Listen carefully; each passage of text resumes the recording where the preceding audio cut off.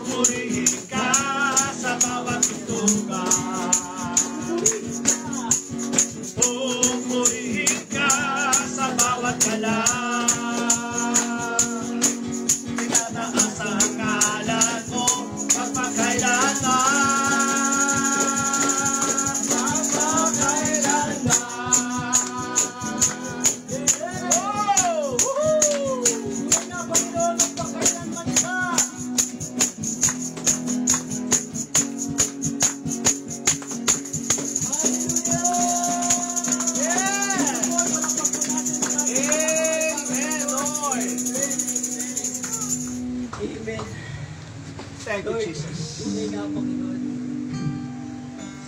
Nawala, Panginoon. Lord, salamat sa Espiritu mo, Panginoon. Maraming salamat, Panginoon, sa Diyos na naranasan namin. Rabada kaparada siya.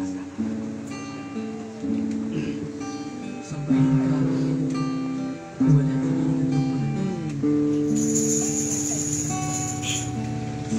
Sabi mo, Jesus, ang puso ko sa kasalanang nagawa laban sa'yo. Nagtatapa, sumasamo, dulo sa harap na banal mong trono.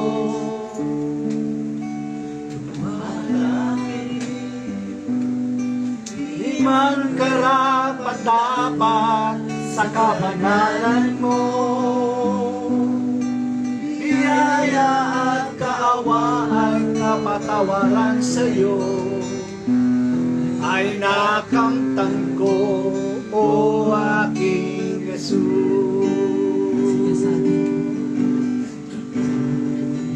Jesus, ang puso ko sa lanang nagawa laban sa'yo. Nagtatapat, sumasamo,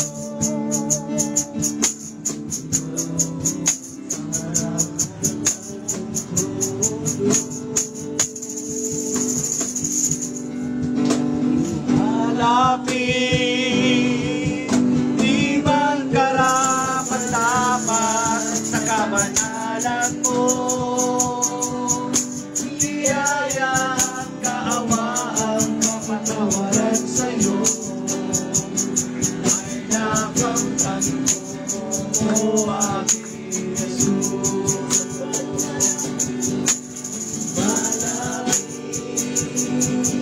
Di man karapat-dapat sa kabanalan mo,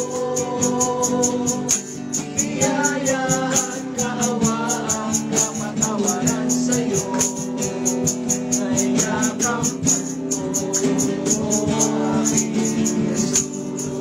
Isang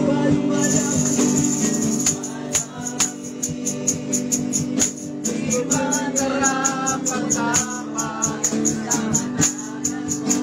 oh, Jesus.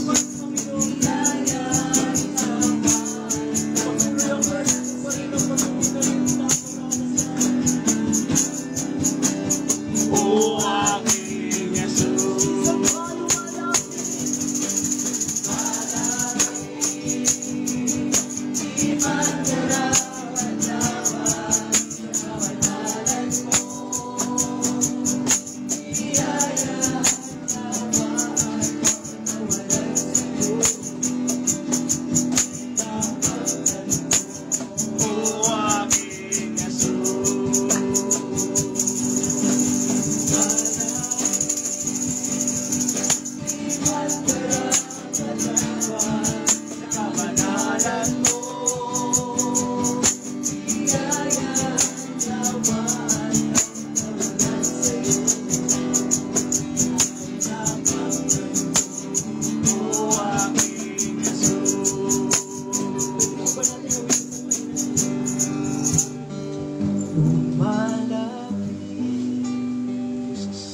Di man karapat-dapat sa kabanalan mo, biyaya kapatawaran sa'yo ay nakamtan ko, o aking Jesus. Thank you, Lord Jesus.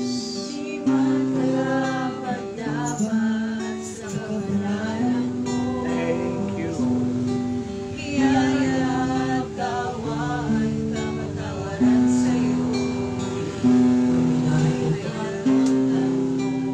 Wala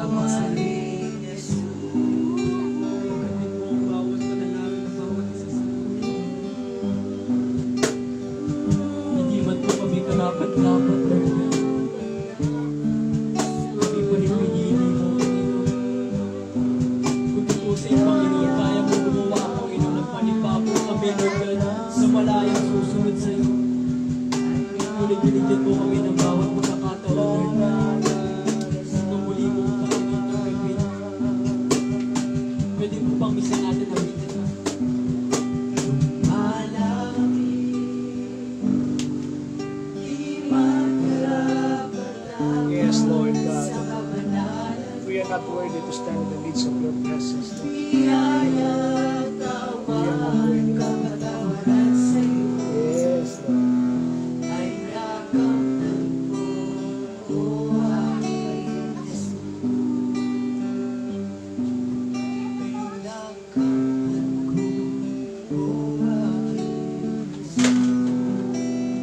Yes, Lord. Yes, Lord.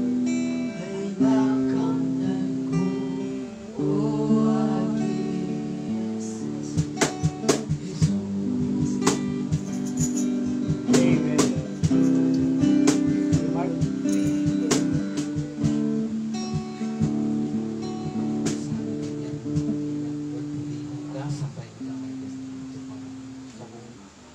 Hapon na ito, Panginoon, maraming salamat, Panginoon. Kahit tag-ulan, Panginoon, lagi po kayo. Lagi po salamat sa gabay ng Panginoon. Amen. Lagi, Panginoon, ang kagalakan, Panginoon, sa aming puso, Panginoon. E lagi na dyan, Panginoon. Laging sabik sa inyong mga salita, Panginoon. Yes. Yes. Ganun ni Panginoon sa inyong presensya. Amen. Lord, salamat, Panginoon, sa bawat nandirito, Panginoon, na mga tao, Panginoon. Salamat po, Diyos. Lagi sa kagalaan sa kanilang puso, Panginoon. Ikaw ang kanilang inuuna, Panginoon. Lord, salamat, Panginoon. Sa every Sunday, Panginoon, kayo po ang siyang lagi ng inuuna, Panginoon. Sa araw-araw, Panginoon. Lord, namin po, Panginoon, sa mga gagamitin, Panginoon, sa pagtayo, sa paghahayag ng mga salita, Panginoon. Lord, labisan niyo po kanyang lahat. Thank you, Lord. Yes. Mangusap po, Panginoon, yung Spirit, Panginoon. Amen.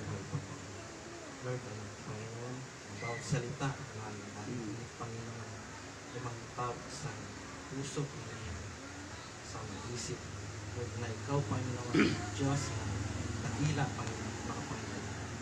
Wala kami, Panginoon, na may tatagok sa inyo, Panginoon. Lord, kanina, Panginoon, patawarin niyo po kami, Panginoon, sa kasalanan, Panginoon, nagawa, Panginoon.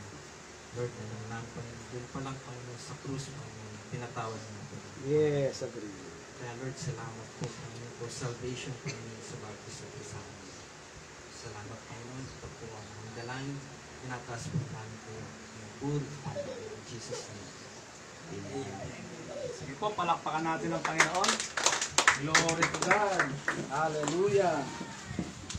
Salamat po, O Diyos. Amen.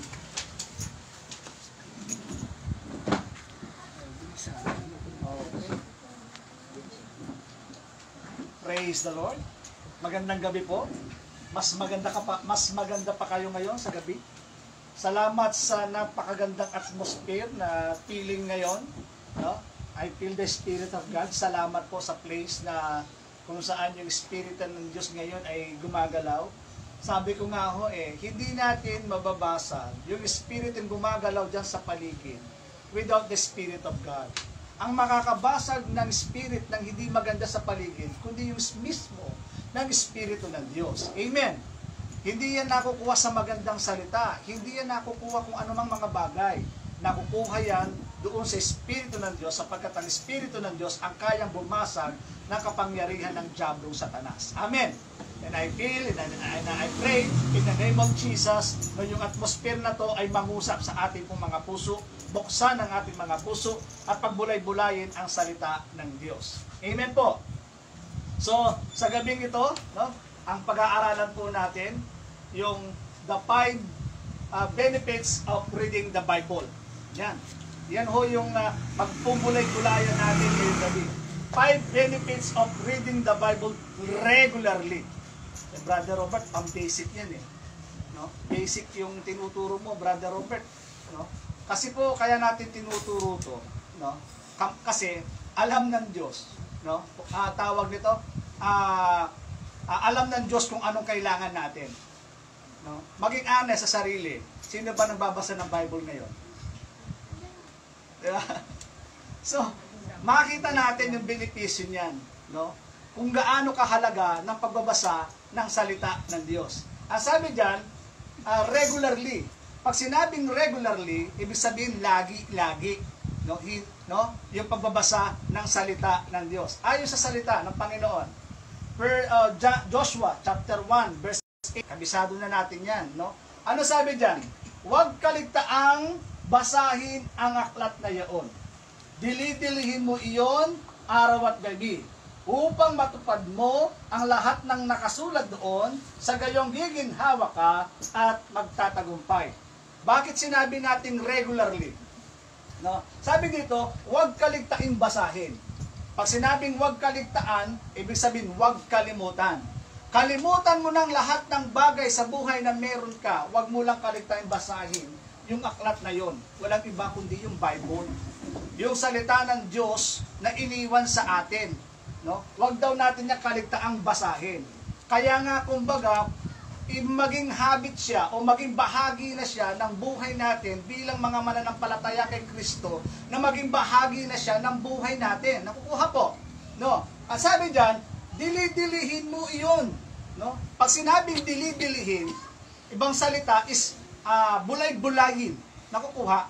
No? Bulay-bulay. Pag nagbabasa po kayo ng Bible, ewan ko lang paano kayo nagbabasa. Ako ho, pag binabasa ko po yung Bible, pag hindi ko ho siya nakuha ng isa, kukunin ko uli siya ng pangalawa, pangatlo, pang-apat. Kumbaga, nino-nurture ko siya sa utak ko kung ano yung pagkakaintindi o ano pagkakasulat no sinasabing ng salita ng Diyos. Binubulay-bulay ko ito. Ninanamnam ko ang bawat salita ng Diyos kung ano ang pagkakahulugan nito sa buhay ko. Nakukuha po. Dili-dilihin yan. Bulay-bulayin. Sa isang, pag kumain po tayo ng chewing gum, di ba bago natin itapon yung chewing gum, kinukuha natin yung lasa, di ba? Ginangata natin, kinukuha natin yung lasa hanggang sa totally mawalan ng lasa, tsaka pa lang siya itatapon. Kasi napiga na natin yung lasa eh. Ganon din po sa salita ng Diyos. Pag nagbabasa po tayo, hindi lang natin siya babasahin ng minsan lang. Kailangan natin siya basahin ng pangalawa, pangatlo, pang-apat, panglima, hanggang makuha po natin yung gusto niyang iparating po sa atin. Nakukuha ho. Sinasabi ko to kasi sabi ko nga, mahalaga po yan eh. Mamaya papaliwag natin kung ano yung mga benefits na pwede dyan. Sabi doon, dili-dilihin mo yun araw at gabi. O ibig sabihin, lagi-lagi. So ang pagbabasa ng salita ng Diyos, araw at gabi. Hindi occasionally. Pag sinabing occasionally, no, pag gusto mo lang, doon mo lang siya babasahin. No? Kapag medyo nasipagan mo lang, doon mo lang siya babasahin. Kundi sinasabi ng Diyos, basahin mo yon araw at gabi. Ibig sabihin, bago ka maggumawa ng mga bagay-bagay sa buhay mo, uunahin mo pagbabasa ng Bible. Para dyan ka kukuha ng uhugot ng lakas mo, ng gabay mo, ng mga bagay na gustong gawin mo. After nun, sabi nun, gabi. Diba? So, babasahin mo siya ng umaga, babasahin mo siya ng gabi. So, regular mo siyang babasahin. Nakukuha po. So, sabi dyan, araw at gabi, upang matupad mo ang lahat ng nakasulat doon. Sa gayon, giginhawa ka at magtatagumpay. Hindi mo makakamit itong word na giginhawa ka at magtatagumpay kung hindi natin susundan yung mga nakasulat doon. Nakukuha po? Sabi niya, upang matupad mo ang lahat ng nakasulat doon. Pag ibig sabihin, tuparin mo kung ano yung sinabi sa'yo, gawin mo. Hindi mo ma-experience yung power na salita ng Diyos sa buhay natin, no? Kung hindi natin ito ina-apply sa buhay natin. Hindi natin ma-experience yung giginhawa at magtatagumpay sa buhay kung hindi natin tutuparin ang lahat ng nakasulat doon. Nakukuha po. No? So, pag sinabing giginhawa o giginhawa yung ating pong mga buhay, hindi naman tayo magiging super-duper rich. Kumbaga, tama lang ang buhay. No? At sabi doon, magtatagumpay tayo. No? Kumbaga, ano man ang problema na meron ka, diyan magtatagumpay tayo kasi nasabi nyo sa atin eh. Amen. So, yun ho ang kailangan dapat natin gawin bilang mga tagasunod ni Kristo, bilang born again, bilang tawag ito, disipulo ng Panginoon. Mahalaga na binabasa natin ng Biblia. No? Madalas, marami pa tayong oras, no? Tabi-tabi po, kakatok po ako, no? Beep-beep, no? Baka mayroon ako masagasaan, mas marami pa tayong oras sa cellphone. No? Mas marami pa tayong oras sa pagbibigay ng panunood ng mga TikTok, panunood ng kung ano-ano, kaysa sa Bible. No? So, kumbaga, bigyan naman natin ng oras yung pagbabasa ng salita ng Diyos. Meron po yung benefits. Amen. Katulad itong benefits na to, halimbawa lang naman, pag Pag nag-gym po kayo, anong benefits na pwedeng makuha dyan? Diba? Meron kayong makukuha dyan. Gaganda yung tibok ng puso mo. Masusunog yung mga parts. No? Lalabas lahat yung mga katas na katawan natin. No? At after nun, gaganda pa yung tibok ng puso. No? Lalakas pa tayo. Yun ang benefits ng pag-exercise. Amen. At habang nag-exercise, lumilitaw yun sa katawan. Diba? Yung lumalabas yung puto-puto, pasensya na okay, muna yung akin. Lumalabas yung puto-puto kasi nag-exercise ka, lumalaki yung mga muscles mo. Yun ang benefits ng pag-exercise. Tama po. Na meron siyang benefits Ito. Sarap niyan. Yung gulay, ang tawag sa amin niya, paros-paros Nung ako ay batang maliit, no, nag-aaral ako ng grade school, lahat ng mga payatot, no, lahat ng payatot tinatabi. No? Ang sabi nila, kulang mga nutrients month. Tama ba 'yon? Sorry po.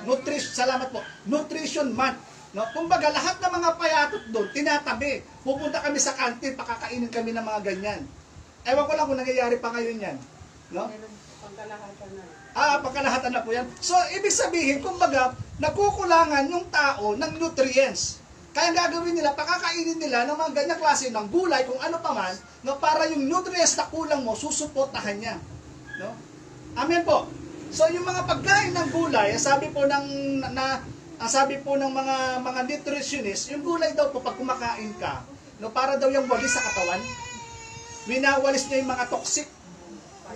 Oo, hindi lagi puro karne. No, kailangan kakain ka rin ng gulay. Kasi laking tulong yun sa benefits ng katawan. Kaya kung ano man yung barabaraya sa katawan mo, pamagitan ng gulay, tinatanggal niya, parang daw kinakalaykay niya yung nasa loob mo. Kaya I encourage you, no, yung mga hindi kumakain ng gulay, kumain na kayo ng gulay. So may benefits. Amen po. So kung meron tayong nakukuha benefits doon, lalo na yung Bible. Amen. Meron tayong nakukuhang benefits dyan. Brother Robert, ano yung benefits? Nung tayo ay na-born again, tinanggap natin si Jesus as Lord and personal Savior sa ating pong mga buhay. No? Sa ating pong mga buhay.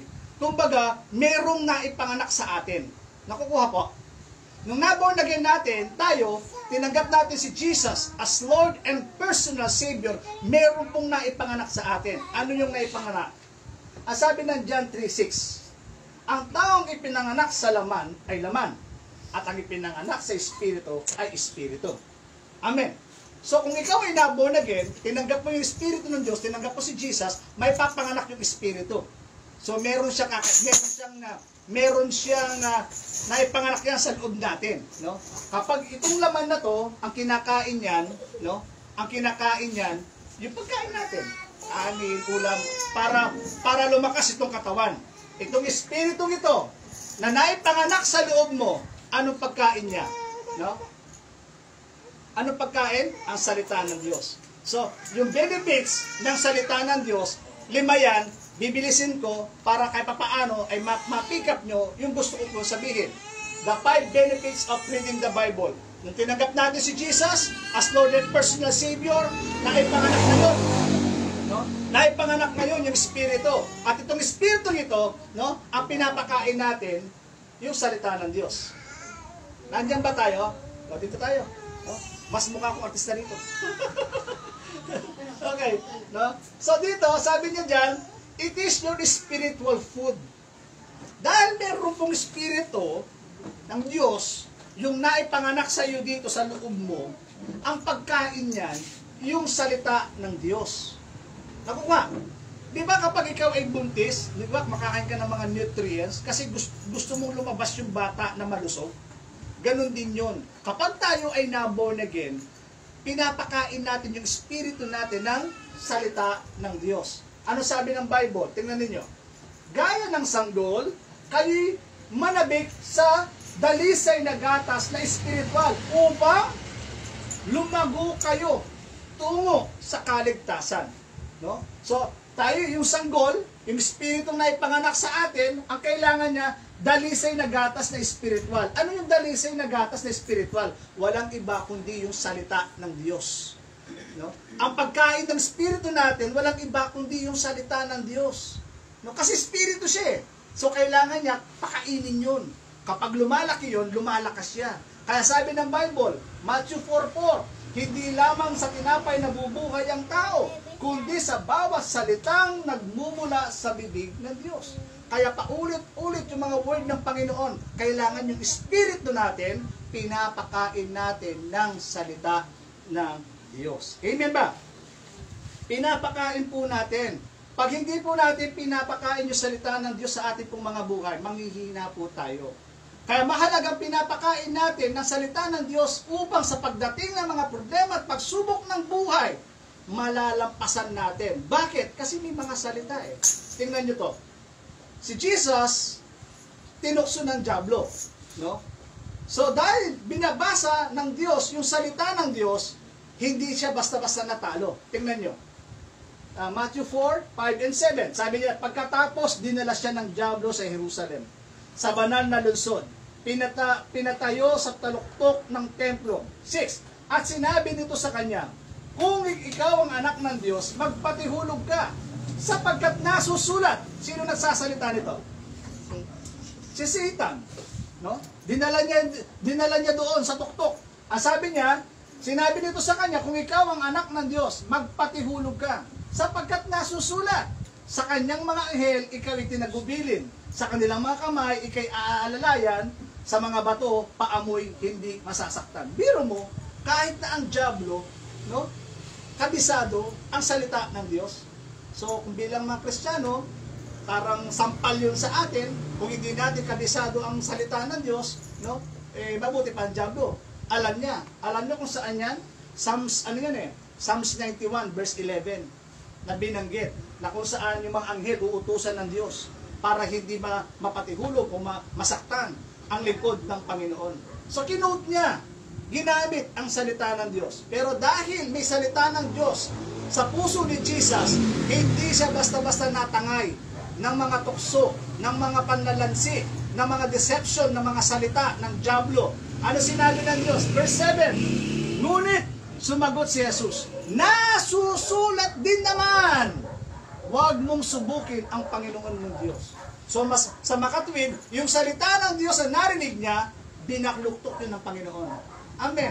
Kaya hindi lahat ng naririnig natin nangangaral ng salita ng Diyos ay dapat pinakikinggan. Kailangan sinusuri natin, binabasa natin ang salita ng Diyos. Kung hindi natin binabasa ang salita ng Diyos, yung mga mapaninlang na mga salita ng Diyos, na mga ngaral ng salita ng Diyos, pwede tayong madaya. Ang dami niyan, lalabas sa YouTube. No? Merong teaching na lumalabas sa Jesus, nandyan na. No? Nagahari na. No? Meron dyan na sinasabi, hindi na raw darating si Jesus, tapos na yung rapture. No?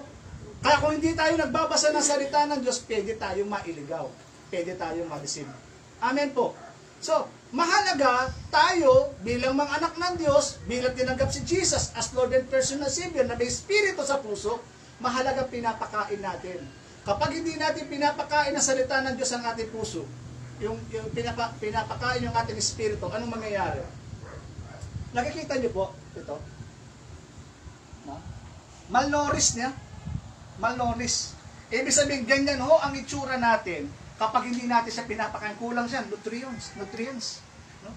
Yung salita ng Diyos, pag hindi natin pinapakain, ganyan itsura ang espiritu natin. Kaya nilagay natin itong Bible na to, read me. No? Baka yung Bible natin sa bahay, naalibukan na, di na natin nababasa. So mahalaga na binabasa natin yung salita ng Diyos. Amen po. Mahalaga. No? Kapag hindi natin binabasa yung salita ng Diyos, madali tayong tamaan ng sakit kapag ganyan ang itsura ng espiritu natin.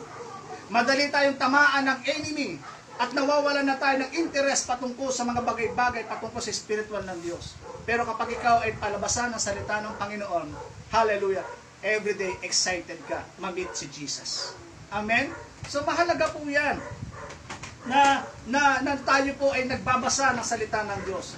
Nung Sunday, sinabi ko nga kailan mo pa ba binasa ang Biblia intentionally? Kailan mo pa binasa ang Biblia heartedly, lovingly, intentionally? Kailan pa? Naalala mo pa ba? O binabasa mo lang ang Biblia for the sake lang na makapagbasa ka ng Biblia?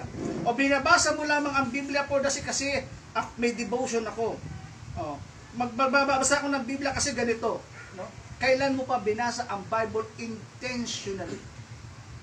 Na talagang gusto mo siyang maranasan sa Panginoon. Yung kanyang mga salita. Heartedly, lovingly, kailan mo pa siya binasa? Kumakatok po ang Espiritu ng Diyos sa inyong mga puso. Huwag nating hayaang mamatay yung Espiritu ng Diyos sa ating puso. Huwag. No? Dahil yan po yung magiging sign na kukunin ng Panginoon yung mga Espiritu na nasa likod natin. Na mga tatak ng Espiritu ng Diyos, ito po yung kukunin ng ating pong Panginoon. Kaya mahalaga yung pagde-devotion natin every day. Mahalaga. Paulit-ulit po yan. Kaya paulit-ulit kasi kailangan. Diba? Kailangan. Yung devotion mo every day. Mahalaga po yun.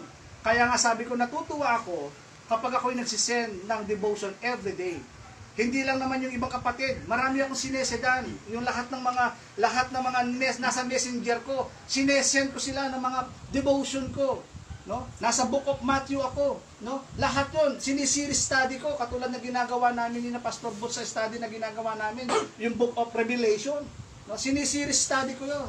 Tapos gagawin ko yun. Tapos isisend ko sa lahat. Yung mga lahat na nandoon. Nakakatuwa kasi nga, yung iba, dahil sinesend mo, na-challenge sila. Gumagawa na rin sila ngayon ng mga devotion sila. Kasi na-challenge sila eh. So magsisend ako, magsisend din siya. Nakuha nyo, yung iba, hindi pinapansin. 1, 2, 3, 4, 5, 6. Lahat titinignan. Pagdating ng 7, doon parang titignan. Wala mang reaction. Ni heart, ni amen, no anything. Walang reaction. Sin lang. No? So parang ganon. May mga iba naman nakakatuwa. Every morning, sabi ko nga, magsisend sila, thank you, Pastor, kasi pinadalan mo ako ng ganito, very timely yung mga salita ng Panginoon. So, walang laman ng maitataas. Sinasabi ko yung mga bagay na sabi ko nga, basahin mo o hindi, yung mga sinesend kong messages sa iyo, yung mga devotion ko, basahin mo man yan o hindi. No? Basahin mo man yan o hindi. Walang mawawala sa akin. Tandaan natin, paulit-ulit ko sasabihin ito. Yung salita ng Diyos na binabaliwala mo ngayon, ito rin yung salita ng Diyos na huhusga sa atin sa huling panahon. Amen. Kaya napakahalaga, bigyan natin ng atensyon ang salita ng Diyos sapagkat malaking benefits ito sa ating pong mga buhay. No? Kaya kapag hindi ka nagbabasa ng Bible, ang tawag natin diyan baby Christian. Hindi ka na baby Christian kung 10 years ka na, 20 years ka na in the Lord. No? Pag 20 years ka na kay Lord, hindi ka na baby Christian. Ang tawag sa iyo Tawag sa atin Christian eh. Pero kapag ikaw ay maliit, at di ka na lumalago, ang tawag sa iyo, Kristiyana. Kristiyana. Hindi ka lumalago, di ka lumalaki. 10 years, 20 years ka na kay Lord. Hanggang ngayon, sensitive ka pa rin. Mga salitang binibitawan, nagtatampo ka agad, konting salita lang. Kapag ganun yung attitude, baby, kasi nga di ka napapounded ng Word of God eh. No? Hindi mo tinitake yun as a positive sa iyo. Amen? So, yun po yung attitude. Kapag hindi ho tayo, madali tayo magtampo, madali tayo magalit, madali tayong ano man yung mga nangyayari sa atin. Kasi hindi tayo founded ng Word of God. Kapag founded tayo ng Word of God, nakukontrol natin ang ating sarili. Amen? Dati-dati sa bahay, sigawan.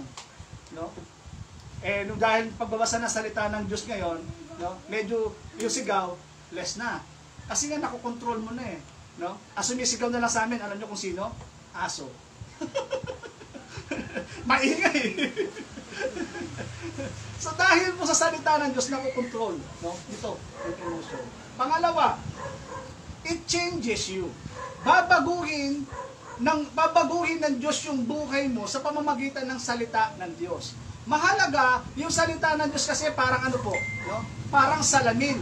No? Yung salamin, pag nakita mo yung sarili mo, di ba? Pag humarap tayo sa salamin, pagharap natin sa salamin, nakikita natin yung sarili natin. Kung buhok ba natin, gusot, hindi tama, yung damit natin, baduy ba yung pagkakasama ng kulay, o may mga hindi maganda sa itsura natin. Madali nating makita kapag ito ay humaharap tayo sa salamin. Ganon din ang salita ng Diyos. Kapag binabasa natin ang salita ng Diyos, nababasa nito ang ating mga sarili. No? Bakit? Sapagkat ang salita ng Diyos, sabi ng Hebrew chapter 4 verse 12, pasinin nyo to, ang salita ng Diyos ay buhay. No? Mabisa at matalas kaysa aling tabak ang magkabilang talim. Gusto kong pasinin yung word. tumatagos maging sa kaibuturan ng kaluluwa at ng espiritu. So kapag pala binabasa mo ang salita ng Diyos, tumatagos yan sa iyong espiritu at kaluluwa. Yung kaibuturan ng iyong puso, nakikita, nasasalamin ng salita ng Diyos. Kaya alam niya ang nangyayari sa iyo. Kaya nga sabi ko nga akala natin, binabasa natin ang Biblia, pero hindi pala natin alam, tayo ang binabasa ng Biblia.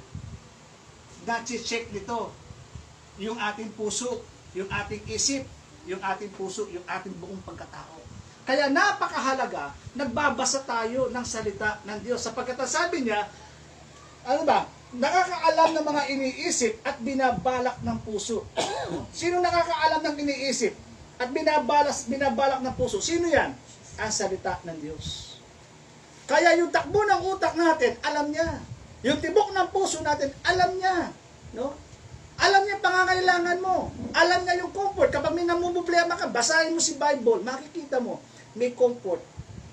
Basahin mo. I challenge you. Basahin mo siya heartedly, intentionally, makikita mo nangungusap siya. Totoo pala. No? Totoo pala, i-comfort ka ng salita ng Diyos. Amen. So, kumbaga, halimbawa, katulad na sabi ko, ang salita ng Diyos, kapag binabasa mo, kailangan, heartedly, intentionally, lovingly. At kapag binabasa mo ang salita ng Diyos, may kasamang application. Kapag wala pong application, yung salita ng Diyos, useless ang pagbabasa mo ng salita ng Diyos. Halimbawa, ako ay nasa isang sitwasyon na kung saan ay meron akong masamang barkada. Mga barkadang hindi maganda. Mga barkadang imbes na ilapit ako sa Diyos, ilalayo ako sa Diyos. Nakukuha nyo? Nabasa mo ito. Bad influence. 1 Corinthians 15:33. NIV ko siya babasahin. Ang sabi niya, do not be misled. Bad company corrupt good character. Yung mga maling barkada, yung mga masamang barkada, kinukurap yung maganda mong karakter, yung ugali na maganda. No? Sabi nga ng kasabihan, i-correct po ninyo ako kung tama. Ano yung kasabihan? Tell me your friend is and I will tell you who you are. Tama ba yun? No? Diba? Sabihin mo sa akin yun yung mga kaibigan mo at sasabihin ko kung anong karakter meron ka. Bakit? Kasi misa, kapag kaya, lagi mong kasama itong mga barkadang ito, kung anong lengguwahe nila, magiging lengguwahe mo na rin. Nakukuha po? Kung anong lengguwahe nila, magiging lengguwahe mo na rin. Kung anong kaisipin nila, magiging kaisipan mo na rin. Bakit? Kasi nakukurap niya yung good character mo eh. Dati di ka naman ganyan, pero nung nakabarkada mo to, nabago na yung pananaw mo ng buhay. Dati may takot ka sa Diyos, ngayon parang anong wala ka ng takot sa Diyos. No? Yung dati, mga salita mo, magaganda lumalabas sa bibig, putong anak ng putong bumbong anak ng tamalis. No? Bakit? Kasi nga, nakukurap yung good character mo. No? Kaya sabi ko, kapag nagbabasa ka ng Bible, nagbabasa tayo ng Bible, mahalaga yung binabasa natin, ina-apply natin yun sa buhay. Kasi magiging useless yung nabasa mo kung hindi mo yun i-apply. Walang pagbabagong mangyayari. Sabi nga namin, yung pag-aaral namin ni Pastor Boots doon sa study, ang church planting, merong isang salita doon eh. Yung salita, ano ka lang eh, parang by the book, yung theory. Alam yung theory, no? Kapag ikaw ay nag-a-apply ng trabaho, no? Ang alam mo lang, yung natutunan mo lang doon sa libro. Pero wala kang actual na karanasan. Nakukuha po? No? And that is theory. Ang alam mo lang, yung sa libro. Pero wala kang actual na karanasan mula doon sa libro. Nakukuha po? So, yun lang yun. Kaya ang kaalaman natin, hanggang theory lang. Hanggang dito lang. Wala tayong mismong karanasan. Na hindi natin napapatunayan yun sa mismong sarili natin dahil hindi natin ina-apply kung ano yung nandoon sa loob ng ating pong binabasa. Salamat po, Pastor. No? So, napakahalaga. Kapag binabasa mo yung salita ng Diyos, ina-apply mo yun sa buhay mo. Pag nabasa mo, nakita mo yung sarili mo, nag-reflect yun sa puso mo, sa sarili mo. Sasabihin mo, Lord, tulungan mo ko. Baguhin yung buhay ko. Tulungan mo kong alisin ang mga galit ng puso ko. Tulungan mo kong magpatawad. Tulungan mo kong alisin itong ugaling ito. Diba? Sinasabi mo yun while in your praying. Kaya ang pagbabasa ng salita ng Diyos, hindi mo lang siya binabasa, ina-apply mo to at babaguhin nito ang buhay mo. Amen po. So, pangatlo, ang pagbabasa ng salita ng Diyos, ito'y makakatulong sa iyo sa pagkakakilala mo sa Diyos. No? Di ba, kapag tayo gusto, alimbawa, nag-a-apply ng trabaho, pag nag-a-apply ng trabaho, di ba, tinatanong mo yung bay data, tinitingnan mo yung bay data niya eh. Doon nakikita mo yung background. Tama ba ako? Di ba, yung bay data? Tinitingnan mo kung saan siya nagtapos, anong pangalan niya, taga saan siya, ano yung mga experiences niya. Di ba, tinitingnan mo yung bay data at nakikilala mo yung tao through biography niya o bay data niya.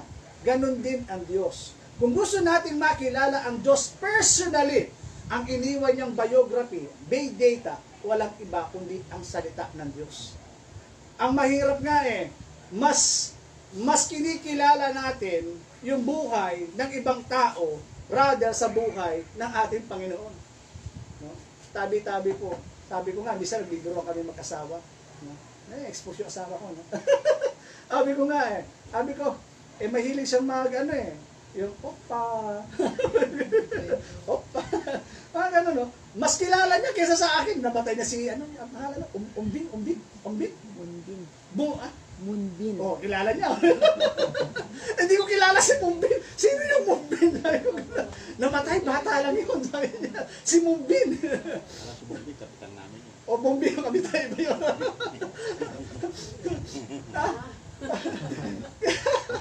Sabi ko nga, mas kilala niya. Ako di ko kilala yun. Sabi ko, hindi ko kilala ng asawa ko kung bakit siya namatay. Ganito, ganyan. No? So, kung magkakatuwaan lang naman po yun. Pero the point is, gusto ko lamang po may parating. Yung bang punto na, mas kinikilala natin yung ibang tao rather kay Jesus. Amen. Kaya kung gusto natin makilala si Jesus, puntahan natin si Bible. Makikita natin kung si Jesus, kung sino siya, at makikilala natin siya sa ating pong mga buhay. Kung anong ginawa niya, at the cross, at anong kaya pang gawin niya sa buhay po natin. Tingnan niyo to. Sabi ng Bible, pag binasa niyo siya, John 1:1. Huwag na muna to. Ito muna. Sa pasimula pa, naroon na ang salita. At ang salita ay kasama ng Diyos. At ang salita ay Diyos. Tanong, sino yung salita? Sino yung salita? Diyos. Ngayon, dahil yung salita ay Diyos, sabi ngayon, itong salitang ito, sino daw yung salita? Naging tao. So sa makatwid, yung salita pala, that is the Bible, yung Bible, nagkatawang tao. Sino yung nagkatawang tao? Nanirahan sa piling namin. So sa makatwid, yung salita na binabasa mo, na salita ng Diyos, yan pala mismo ang Panginoong Jesucristo. Kaya kung gusto mong basahin ang biography ng ating Panginoon, puntahan mo si Bible, makikilala mo kung sino si Jesus. Si Jesus pala ay Diyos. Maraming nagtuturo o may mga ilang nagtuturo na si Jesus ay hindi Diyos. Tao lang siya. Pero malinaw na binabanggit dito na si Jesus ay hindi lamang siya tao, kundi Diyos din siya. Nakukuha po? Nakikilala ba natin si Jesus ngayon? Kung sino si Jesus? Amen. Ito yung biography niya eh. No? Hindi lang pala siya tao, kundi Diyos din pala siya. So nakakaroon ka, nakikilala mo na kung sino itong Diyos na to. Minsan may mga nag-i-introduce. Sabi nila si Jesus, propeta lang. No? Si Jesus hindi Diyos, propeta lang, sugo lang siya ng Diyos. Dito malinaw eh. Nakikilala mo kung sino siya. Napakarami pa. No? Napakarami pa. Sabi ng Panginoon, Psalms 145 verse 8, the Lord is gracious, full of compassion, slow to anger, and great mercy. Wow! Ito palang Diyos na pinaglilingkuran ko. Ito palang Diyos na aking sinasamba. Ito palang Diyos na aking binabasa, full of compassion. Mahabagin. No? Mahabagin siya. No? Slow to anger. No? Mabagal kung magalit. Hindi ka mukha ng tao kapag medyo nasaktan lang, nakanti lang, nagagalit agad, tumataas yung adrenaline. Di ba?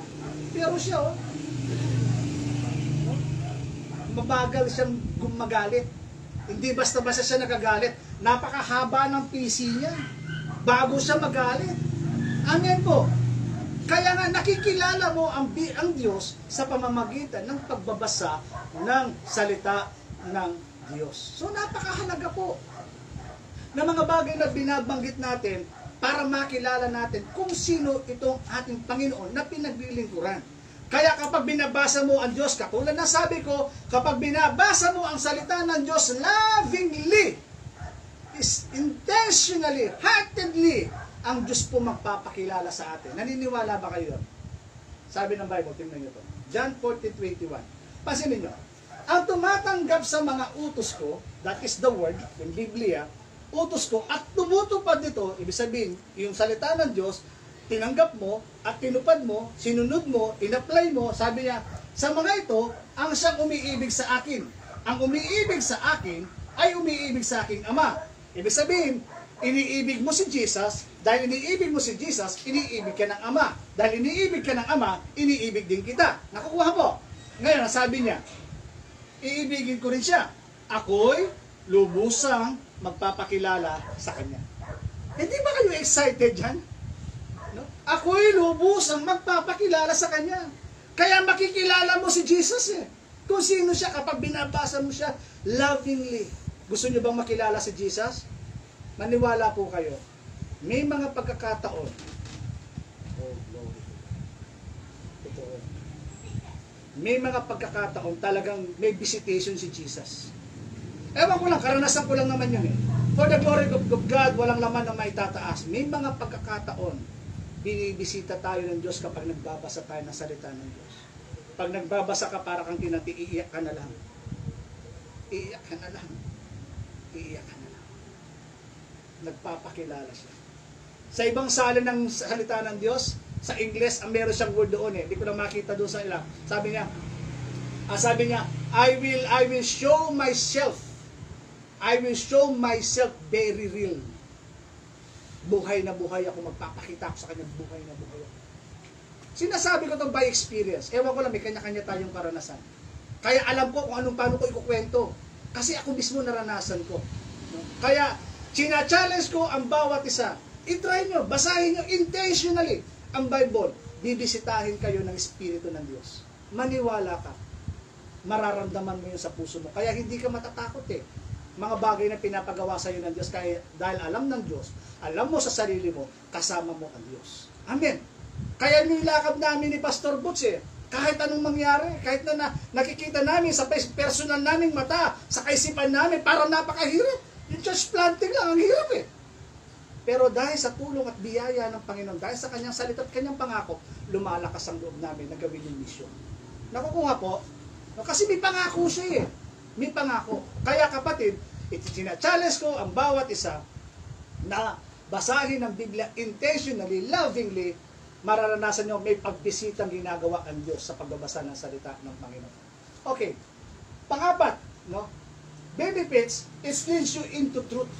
Dadalhin ka nito sa katotohanan. Pag nagbabasa ka ng Bible, no, kinokorek ka. Dinadali ka doon sa truth. Sapagkat ang truth, sabi ng Bible, John 8:32, makikilala niyo ang katotohanan at ang katotohanan ang magpapalaya sa inyo. Kapag binabasa mo ang salita ng Diyos, yung kasinungalingan ng mundo, no, binabasa niya yun. Ang mali pala yung turo nila sa akin. Ito pala yun. No? Ito pala yun. May tinuturo ang Panginoon. Yung mga tinuturo sa atin, yung mga in the past, yung mga paniniwala natin in the past, binabasag yun sa pamamagitan ng salita ng Diyos. Amen. Kaya inilid ka nito into truth. Kaya sabi ng Bible maraming mga tao na napapahamak, no? Dahil alin? Kulang sila ng kaalaman. My people are destroyed for lack of knowledge, no? Ibig sabihin, kaya daw sila napapahamak dahil kulang sila ng kaalaman. Anong kaalaman na yan? Mula sa salita ng Diyos. Kaya yung iba na-deceive, no? Yung iba nadideceive sila. Bakit? Kasi kulang sila ng kaalaman. Pinaniniwalaan, ang galing magturo ni ganito, ang galing magturo ni nito, hanggang sa nakita sa dulong-dulo pala nun, kulto. No? Pag sinabing kulto, mali yung teaching, dadalhin ka pala nun sa impyerno. No? It leads you into truth. Amen. Kaya sa buhay natin, mahalagang ina-acknowledge ng Panginoon upang dalhin tayo ng Panginoon patungo sa kanyang direksyon. Sapat na yun. Anong kailangan? In all your ways, acknowledge Him. Acknowledge Him in all your ways. Sa mga desisyon na gagawin natin, sa lahat ng lakad natin, sa lahat ng gagawin natin, ano sabi? Acknowledge Him. Pag sinabing acknowledge Him, kumbaga, sinasangguni natin sa Diyos yung lahat ng mga balakin natin. Sabi nga ni Pastor Butch, hindi ko na narinig doon sa pinag-aaralan namin yung for the Lord and to the Lord. No? Kumbaga, gawa ka ng gawa, hindi pala yung kalooban ng Panginoon. Anomia. No? Hindi pala will ng Lord yun. No? Kaya mahalaga, sa bawat gagawin mo, ina-acknowledge mo siya. Pag ina-acknowledge mo siya, dadalhin ka niya, ida-direct niya yung lakad mo. Amen ba yun? Dadalhin ka niya doon sa gusto niyang iparating sa iyo. He will direct your path. Yung plano na sa iyo, yung gusto niyang gawin sa iyo, ida-direct ka niya. Ang kailangan lang, acknowledge mo siya. Amen. Kaya ako, sabi ko nga, for the glory of God, walang laman na may tataas. Sabi ko, no? Kumbaga, always acknowledge, Lord, kalooban mo ba to? Kung kalooban mo, bigyan mo kami ng sign. Bigyan mo kami, tulungan mo kami. Kasi ayaw namin mag-waste ng time. Nandito na kami, ituro mo sa amin kung anong dapat. Salamat. Nagsusuputan na ngayon yung mga teaching na kailangan namin ni Pastor Butch para magsimula ng gawain ng Panginoon. Napakalaking blessing po. Maraming salamat, Light of the World. No? Kumbaga, malaking blessing po yung naituro nailagay sa puso namin. Nag-motivate sa amin na gawin yung misyon na pinagagawa ng Diyos sa amin. Amen po. At salamat din sa inyo dahil po sa inyo, no? Na kumbaga nagkakaroon ng tawag nito, ng katuparan yung plano ng Diyos, yung calling namin. No, nakukuha po, no pastor, no? Nagkakaroon ng katuparan dahil po sa inyo. Ibig sabihin talaga nasa right path kami kasi dumarami tayo Amen.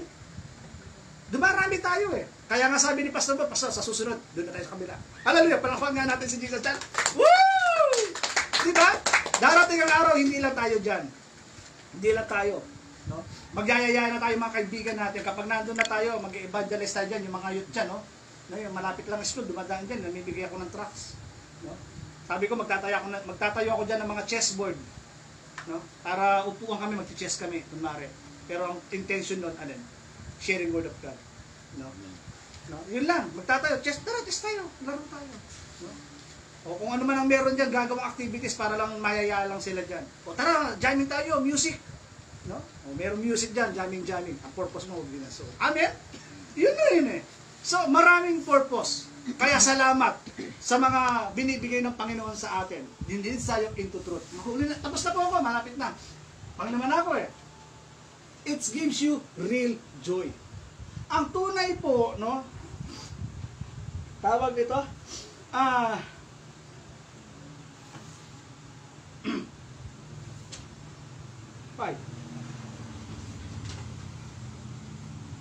sa buhay po ng tao, mahalaga, no? Isa lang ang mahalaga sa buhay ng tao ay maging masaya. Tama ba? Yun ang mahalaga sa tao, ang maging masaya. Ay, hindi natin makukuha yung saya sa mga barkada. Hindi natin makukuha yan. Yung saya na temporary lang yan. Hindi natin yan makukuha sa mga material na bagay. Yung material na bagay, pag nasunog na yung bahay mo, wala na yan. Pag namatay na tayo, wala na yan. No? Temporary lang lahat ng bagay. Ang tunay na saya ay masusumpungan sa ating Panginoon sa Kristo. Yun ang tunay na saya. Mawala ang mga bagay-bagay dito sa lupa, okay lang. Ang importante, yung titirhan mo doon sa kabilang buhay, nakahanda na. Amen po. Sabi ko nga, no? Sabi ng Bible, tingnan nyo, kung anong nagpasaya kay Sakeo. Verse 6, nagmamadaling bumaba si Sakeo at tuwang-tuwang tinanggap si Jesus sa kanyang bahay. Si Sakeo, tax collector, maliit, gusto niyang makita si Jesus. Dahil maliit siya, gusto niyang makita si Jesus, umakyat siya sa puno na sycamore. So, ang ginawa ngayon, nandun siya sa sycamore, naglalakad si Jesus. Nakita si Jesus, nakita niya si Sakeo doon sa puno. Kaya, nandito na. Sabi ni Jesus, bumaba ka dyan, Sakeo. Bumaba ka dyan. Sabi niya gano'n. At pupunta ako sa bahay mo. Kaya ginawa ni Sakeo, eto na yung verse na yan. Nagmamadaling bumaba si Sakeo, tuwang tinanggap si Jesus sa kanyang bahay. Yung bahay sinasabi, siguro ito, marahil, no, sa kanya, literal, bahay yan sa kanyang bahay mismo, sa tahanan niya. Gawin natin itong spiritual na bahay. tuwang-tuwang tinanggap si Jesus sa kanyang buhay. No? So the real joy, no, ay yung nandoon si Jesus sa buhay natin. At pansinin po ninyo, kapag nandoon si Jesus sa loob, pansinin niyo, merong magbabago eh. May magbabago. Ano yung magbabago? Tumayo sa Sikeo at sinabi kay Jesus, Panginoon, ipamimigay ko po sa mga mahihirap ang kalahati ng aking mga kayamanan. Pero mo, kung 100 yung 50%, ipamimigay niya yung kanyang kayamanan. No? Kalahati. Nakikita niyo po yung changes na meron sa kanya? Dahil nasumpungan niya yung tunay na galak, tunay na saya. Ang tunay na saya, wala pala sa kayamanan. Ang tunay na saya ay na kay Jesus. Amen. At hindi lang yun, yung pagiging kurips. Alam niyo yung kurips? No? Yung kurips. Stingy. Ha? In-English mo pa eh. Sosyal. Salitang katong alam ko eh. Di ba yung kurips? No? Yung kuripot. Binasag yung pagiging kuripot. Ano na nga? Ipamimigay ko po sa mga mahihirap ang kalahati ng aking kayamanan. At kung may nadaya man ng sino man, isasakuli ko sa kanya ng maka-4 na beses. Pero mo, no? Ibabalik pa niya. So, ibig sabihin, wala nang kwenta ito, Lord. Ang importante, ikaw. Ang importante, ikaw. No? Ganyan ho nakukuha ang pagbabasa ng salita ng Diyos. Nagiging satisfied ka. Tanong, hindi ko po sinasabing wag na kayo magtrabaho. Hindi ko po sinasabing hindi natin kailangan yan. Kailangan natin yung pera, kailangan natin yung mga bagay-bagay sa paligid para tayo ay mabuhay sa ibabaw ng mundo ito. Nakukuha po. Kailangan natin yan. Hindi ko sinasabing wag kayo magtrabaho. Hindi po. Kailangan po natin yan. Ang sinasabi ko lang, no, ang tunay na saya ay wala dyan. Kaya nga sabi ng Bible, set your mind on things above, not on things on earth. Isa-isip ang mga bagay na panlangit, hindi mga bagay na panlupa. Bakit? Kasi lahat ng bagay na nasa panlupa ay pansamantala lang. Ang tunay na buhay ay nandoon, kaya nga pinapaisip yun. Amen po. Kailangan natin yun eh, para mabuhay. Ngayon, life is not about money. Ang buhay ay hindi lamang pera-pera, no? Hindi lang pera-pera, no? Ahanin mo yung pera mo kapag may sakit ka na. 'Di ba? Wala nang kwenta yung pera mo kapag may sakit ka, hindi ka kayang anuhin yan, isalba ng pera mo. Naalala ko, correct po ninyo ako kung tama yung aking history. Si Ferdinand Marcos, pag nung namatay yun, may nakasaksak na aparato eh, no? May nakasaksak ng aparato, humihinga na lang siya doon sa oxygen, no? Ang balita natin, siya yung pinakamayaman eh. May nagawa ba yung pera niya? Wala. Namatay at namatay pa rin. Nakukuha nyo? No, hindi kaya ni salba ng pera ng buhay na meron tayo. Pangalawa, no? Kahit may pera tayo, hindi kayang bayaran kapag tayo punong-puno ng lungkot, hindi tayo mapapasaya niyan. Nakuha nyo? Kapag nababalot ka ng lungkot, ako personal ko lang naman ito, ewan ko lang sa inyo. Nakaramdam ako ng lungkot. Kahit pala may pera ka, wala. Parang wala lang. Hindi mo alam kung anong bibilin mo kasi wala kang ganang mabuhay eh. Wala kang gana. Nakuha niyo po? No? Hindi kaya kang pasahin ng pera. Kapag ikaw nabalot ka na ng lungkot sa pagkatao mo, hindi kayang bayaran yan. No? Kahit ano pang ilapag sa'yo, hindi ka nagiging masaya. Pangatlo, kahit may pera pa tayo, no? Hindi kayang pagilingin yung broken hearted, yung puso natin na basag, nasira. Naranasan niyo na siguro lahat ng yan, no? Yung mga broken hearted. Sino mga broken hearted? Oh, naku. Napaghalata tuloy. Sabi niyo sa,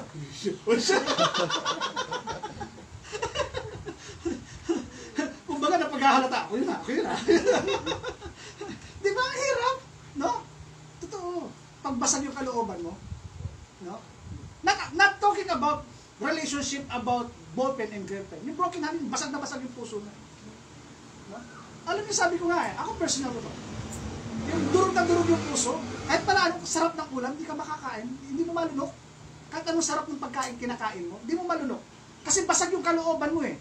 Di ba? Kahit may pera ka, bumili ka ng pinakamasarap na pagkain, pumunta ka sa loob, hindi pa rin kayang bayaran eh. Kasi basag na basag yung kalooban mo. Kaya, marirealize lang po natin, sa buhay natin, hindi lang pala tayo nabubuhay dahil lang sa pera. Ang kailangan natin naman, Amen. Siya lang ang makapagsasatisfy ng buhay na meron tayo. Siya lang ang makapagbibigay ng saya na meron po tayo. Kaya yung tao na babad sa salita ng Diyos, anong sabi? Sa mga taong babad sa salita ng Diyos, mapalad ang taong hindi nakikinig sa payo ng mga masama at hindi sumusunod sa masama. Nilang halimbawa, mapalad daw yun. Mga taong hindi nakikinig sa payo ng masama. Mapalad ka. Kapag mayroong nag-a-advise sa'yo ng mga bagay na hindi tama, mapalad ka. Hindi ka nakikinig sa kanila. Pare, betong niyang bote yan. Narinig niyo? Ganun eh. Pare, 10 bote lang yan. 10 bote lang yan. Mapalad ka, magiging mo sinunod yun. Pangalawa, hindi sumusunod sa masama, sa masama nilang halimbawa. Halimbawa, may ginagawa silang hindi tama. Pare, para matanggal yan, tara, tugin ka na ako. Munta ka takit ang pandasin di. Alam niyo yung ibig sabihin? No? Kapapangan kasi eh.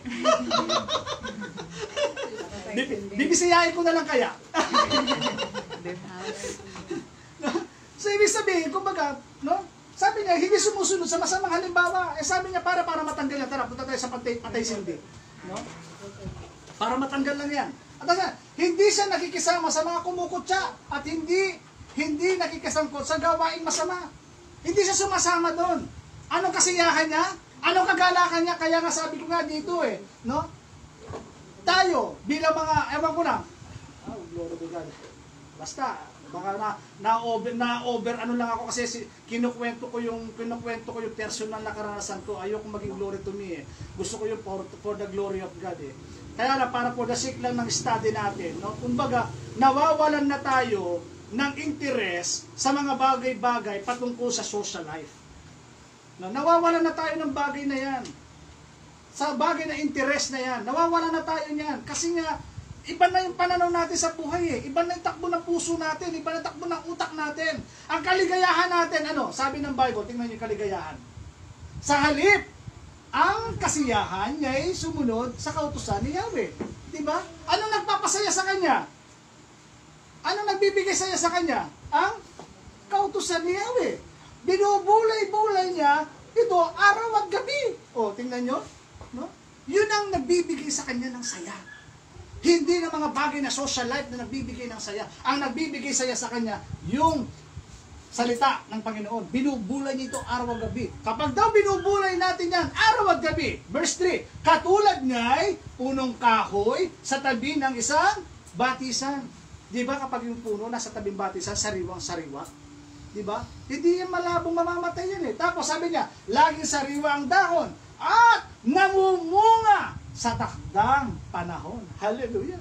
Diba? Nag-grow ka. No? Namumunga ka. Hindi lamang physical, mental, spiritual. No? Lahat ng mga bagay sa paligid mo, nagbubunga. Amen? Ano man ang kanyang gawain, siya'y magtatagumpay. Kaya nga ang like Pampanga, magtatagumpay ito eh. Kasi isa yung layunin natin. Amen? To give glory to God. Amen? Kaya kapatid ko in faith, I encourage you, basahin po natin ang Bible intentionally, lovingly, heartedly. Mangungusap siya. Bibisitahin niya po kayo. Yan po yung benefits na pwede nating makuha sa pagbabasa ng salita ng Diyos. Sandali po tayo manalangin. Manalangin na po tayo. Sige, after nito, ano tayo? Amang banal na sumasalangit, maraming salamat sa gabi ito. Salamat, Panginoon, sa bukas na isip, bukas na puso, sa pakikinig ng iyong salita. Oh God. Thank you, Lord. I know, Lord God, meron kang ginawa sa kanila. I know, Lord, kinausap mo sila.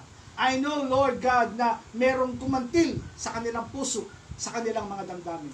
In the name, above every name, in the name of Jesus, you, Satan, go, live. Hindi kita pinapayagan na nakawin yung salita ng Diyos sa kanilang mga puso sa mga oras na ito. In Jesus' name, go! Hindi ko ito pinahintulutan na nakawin yung salita ng Diyos na narinig nila ngayong gabi. And I pray, I declare the blood of Jesus. Yung salita ng Diyos na yon ay kinocover ko ng blood. Protection na nito ng blood. I-send mo yung mga angels to protect the blood. The seed of life. The seed of life. Father God, mabuhay yung mga salitang yon at mamuna. Salamat po, Panginoon, sa gabi ito, pagpalain niyo po ang aking mga kapatid. Ano man po yung kanilang mga pangangailangan, ano man po yung mga problema nila, ano man po yung mga suliranin sa buhay, in the name of Jesus, let your Spirit intervene sa kanilang pong pamilya, sa kanilang buhay, sa kanilang pagkatao. Ito po ang aking panalangin. Release, Lord God, the mighty power of your Holy Spirit. Release hungering for your word, hungering for your presence, hungering for your reality, Lord God. At magkaroon kami, Panginoon, ng conviction, Panginoon, na habang binabasa namin na salita mo, Panginoon, mabuhay ang mga salita ito sa aming po mga buhay. Ito po ang aking panalangin na may pagpapasalamat. To God be the glory. In Jesus' name, Amen. Pastor. Ayan, napakaganda. So tayo po magkakaloob. Yung nabanggit po kanina ni Pastor Robert tungkol sa to the Lord and for the Lord. Ano ba yun? Pag sinabi natin to the Lord, ano po yun? To the Lord and for the Lord. Ibig sabihin, tayo gumagawa tayo. Yung sacrifice, ano yun? That is for the Lord. Ibig sabihin, ginagawa natin ang lahat ng bagay para sa Panginoon. Pero, okay yun. Pero yung to the Lord, ano yun? Para sa Kanya. Halimbawa tayo, music ministry tayo. Ginagawa natin yung ministry natin sa church. That is for the Lord. Amen. Ayun to the Lord, ano yan? Yung ikaw, yung tinatawag na incense. Alam mo yung incense, ano yun? Ano yung incense? Nakikita niyo sa incense, saan yung nakikita sa simbahan, di ba? Yung Incense. yung pinapausok. Yun yung prayer. Ibig sabihin, bago tayo umarap sa Panginoon, kailangan ano? Magpalinis tayo, pabanal tayo. Ay, pagbibigay natin ng igapo,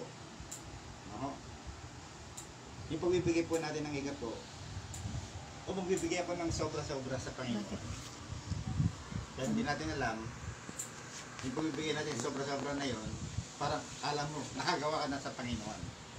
Nung pala, yung pagbibigay mo ng sobra, parang tinatakpan mo na yung tinatawag na disobedience. Diba? Kailangan ka ng Panginoon sa field. Tinadaan mo, magbibigay na lang po, mag-iingat po na lang po. Pero may gusto rin ang Diyos na ipagawa sa iyo. God need you sa kanyang ubasan. Ibig sabihin, lahat tayo, hindi lang mga pastor. Dapat tayo lahat, ay nakanganak tayo. Dahil kapag mananampalataya tayo, hindi dapat tayo nababaon. Amen. Huwag tayong manatili, ay music minister na ako. Okay na sa akin yun. At least nagsiserve ako for the Lord. Ang kailangan ng Diyos ng tao, kailangan kanya sa kanyang ubasan. Amen. Kaya nga akala nyo, kung napag-aralan nga namin kagabi, yung anomia ba yun? Anomia. Anomia. Gumagawa ka sa Panginoon na hindi pala kalooban ng Panginoon, nagkakasala ka rin pala.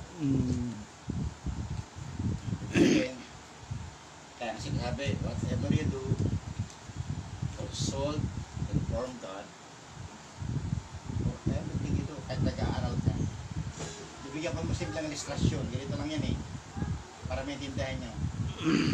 Ang mga bata, pag may problema, saan sila pumunta?